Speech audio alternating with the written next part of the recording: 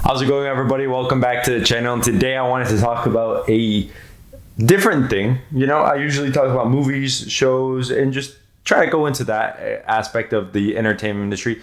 But today I'm going to talk about ranking one of my favorite games that have come out recently. And obviously, I think that this one is definitely a game of the year contender, but I don't know if it's going to be anywhere like we have a Spider-Man 2 game coming out, which looks like it's going to be incredible. But I've been playing this game for, I think, over 90 hours now, over 100 hours maybe. And I only completed it like an hour 70 or 80. It was insane. I'm talking about The Legend of Zelda, Tears of the Kingdom. I know that I've talked in extent, in shorts, about what I think about The Legend of Zelda and what I think about that game series. But today I want to just take a step back and just dive deeper into one of the games in specific, which is Tears of the Kingdom. I grew up playing games. I grew up playing video games like Mario, Sonic every now and then. We have Luigi's Mansion. We have just Wii games. And this is one of the games that really stood out to me. Breath of the Wild was one that really stood out to me because it was an open world adventure where you could do basically anything, fighting wise and stuff like that. But it was such a versatile game, and this game did not disappoint. It was an amazing experience to play from beginning to, I'm still playing it, but from beginning to medium to like the midpoint of the game. It's been an incredible ride. You have the different side missions. You have the main quest storylines, but you have the phenomenon, like the regional phenomenons, which you go to the Gerudo.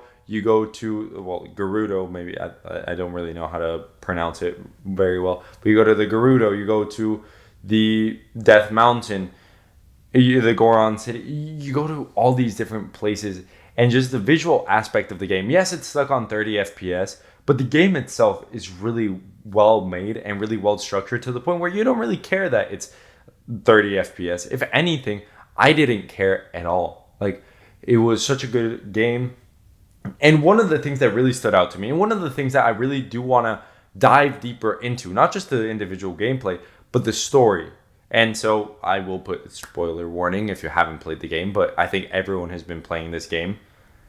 The story itself, and a lot of people lose it with the story of the games and stuff like that. But I think that this game it did what Breath of the Wild did, but where Breath of the Wild was remembering everything and Link finding out what happened to Hyrule and just everything that goes down. Now we have a different type of way where you have this light dragon that drops its tears and you start to see Zelda's memories. And like I said, spoiler warning, at the end of the game, or at the end of that quest line, it is shown that Zelda is the light dragon. It was a really interesting idea. And it was I completed all the memories after the game. So I figured out that Zelda was a dragon before I actually was supposed to find out, which was, it kind of spoiled it for me because I didn't complete everything before going to that because the game was so difficult for me. It was so difficult for the reason that I did not have upgraded armor until way later in the game. I'm not very good at parrying, and I'm not very good at like the game in general. But I know enough of it, and I'm good enough at it to actually be able to get ahead in the game. The idea of the gloom and the idea of the deep dark is what I call it. I know that term's been taken by Minecraft, but the idea of that underground cave system and all of that was extremely terrifying at the beginning of the game. And you know that the great fairies are in their little bubbled thing. And I thought that it was just Breath of the Wild where you go to upgrade your armor and stuff. And so I saw that it was there when I originally started playing the game. I'm going to go there and try to see if I can upgrade something on my armor so I don't take as much damage. And I ended up seeing that it was a huge cavern that just ended up going all the way down to the deep dark level. And it was terrifying because then I see those hands of Gan, the Ganon hands, and you start seeing just all of this. They start taking away your hearts, and you can't get them back no matter how much you eat. It was insane, and I really enjoyed it because like the game became a horror game. It stopped being the Legend of Zelda as soon as you go down there, and then as I went going on, I like figured out the glow bloom thing, like the light the light routes. Yes, I ended up figuring out the light routes, and so I was able to actually map out the depths a lot better. You have the mainland, everything that goes on there, and then you have the sky, which I just think that you have an open world Breath of the Wild that already did an amazing job, and now you have a Tears of the Kingdom that was a really good successor to the idea. And I think that for me, Breath of the Wild is not as good as Tears of the Kingdom. Tears of the Kingdom for me, it shattered all my expectations, and I had high hopes for this game. I had really high hopes for this game, and it just really, boom, it broke whatever I was thinking. And it was such a good move. It was such a good game, such a good storyline, such a good combat system. It took what Breath of the Wild did right, and it made it better. And it took what Breath of the Wild did wrong, and it made it good.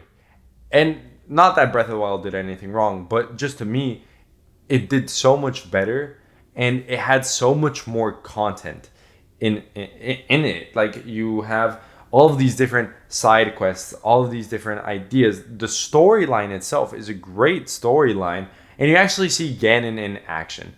There are a lot of theories behind this, and I'm not going to be going into the theories because I don't really know very well what happens. But I do hope that they make a Tears of the Kingdom 2 or a Breath of the Wild 3 if you want to look at it that way. The game was just an incredible game, and I really do recommend it. It is a really long game. Like I said, I've been playing for 100 plus hours, and I finished the game on hour 70 when I fully upgraded the Champion's Tunic, and I had to do a lot of things, and I am still so far away from completing all the side quests and getting all the armors. But the game itself is a really enjoyable game. Even if you aren't that good at games, you can really get better at this game, and you can really start doing really well at this game. I really recommend you go play the first game, because for me, Breath of the Wild was way easier to understand and way easier to play, other than the Tears of the Kingdom. Like, I feel like the bosses that you had in the regional phenomenon were pretty easy, except for that one in Gerudo. That one, I don't understand how it took me so long, because it just kept on spawning those things that would one-shot me, because I didn't have any health and I didn't have any armor to protect myself against them. This game is just a really enjoyable game, and there's so much to do. You can upgrade all your armor to the max. You can do all the side quests. You can do all the main quest storylines. You can do all of these memories. You can do all of this. You can upgrade the Sheikah's slate. There's so much that you can do with this game, and that's what's so great about it. And so, if you're thinking about a game to play, yes, this game is more on the expensive side, but I think that the price tag is worth it for an open world experience. And like I said, I think that all of you guys should go play this game, because it is an enjoyable game.